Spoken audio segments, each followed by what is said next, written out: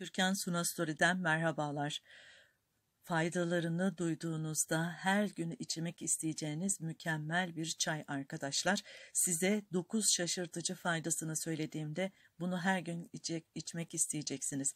Öncelikle bu çayımızı şöyle bakın, bir tatlı kaşığı ölçüsünde olacak.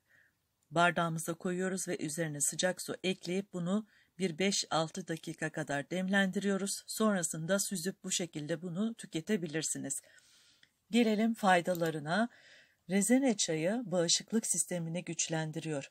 Çünkü rezene çayının içerisinde bolca miktarda C vitamini, A, B ve D vitaminleri bulunuyor.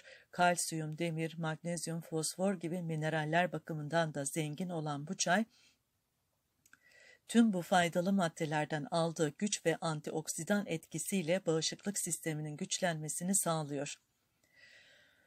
Mide kramplarına, hazımsızlığa iyi geliyor. Kilo vermek isteyenler için düzenli tüketildiğinde kilo verdirmeyi sağlıyor. Öksürüğü giderip balgam söktürücü etki gösteriyor. Tansiyonun dengelenmesini sağlıyor.